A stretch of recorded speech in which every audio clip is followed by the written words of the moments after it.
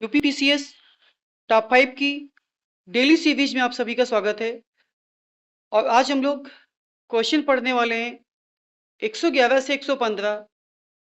तो आप लोग समझ रहे होंगे कि डेली 5 क्वेश्चन करते हुए भी हम लोग का कलेक्शन 115 तक का हो गया है और ये सीरीज निरंतर आगे बढ़ती रहेगी।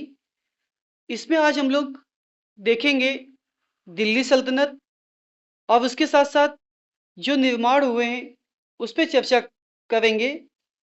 जैसा कि 111 प्रश्न में है, आप लोग देखिए 111 प्रश्न। ऑप्शन ए रूमी दरवाजा, इसका निर्माण आस्फुद्दौला ने कराया था। तो ये कथन एकदम सही है आपका, और ये आपका लखनऊ में स्थित है, इसे भी याद कर लेंगे।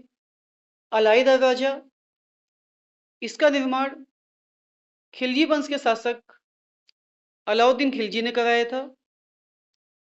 अतार्किन का दरवाजा, और इसका निर्माण इल्तुतमिश ने करवाया था। तो आप लोग देख रहे होंगे इस पे पूछा क्या गया है, असत्य पूछा गया है, लेकिन इसमें कोई भी कथन आपका असत्य नहीं है।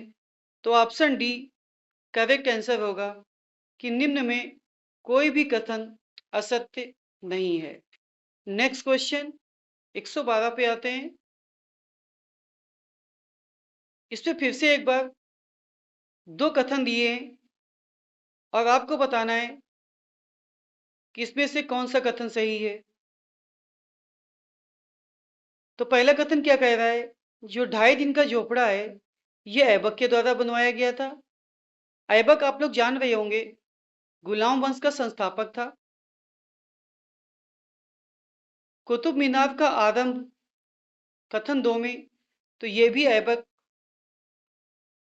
तो देखिए कुतुब मीनार के विषय में कि जैसा आप जानते हैं कि आरंभ तो ऐबक ने ही करवाया था और इसे पूर्ण कराया था इल्तुतमिश ने, और इसे 5वीं मंजिल तक फिरोज शाह तुगलक ने पहुंचाया था।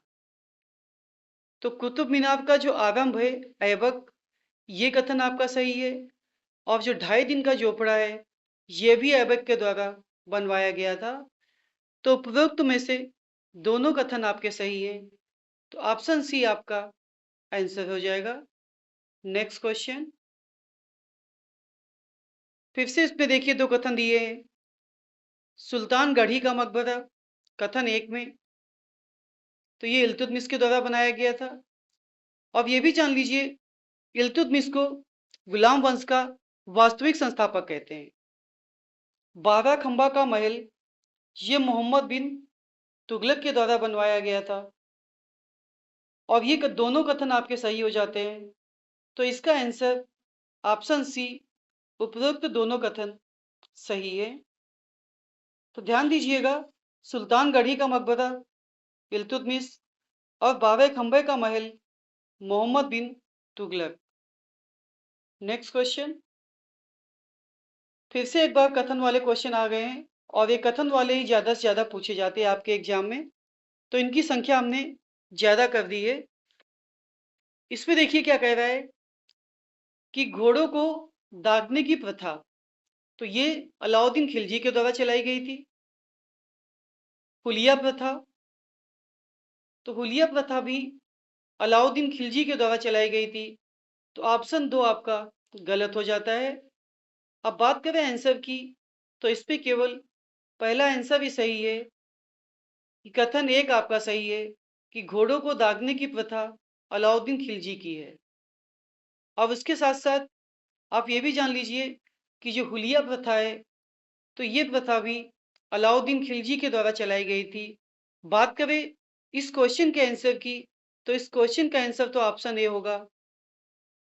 आज की टेस्ट सीरीज का 5वां और अंतिम क्वेश्चन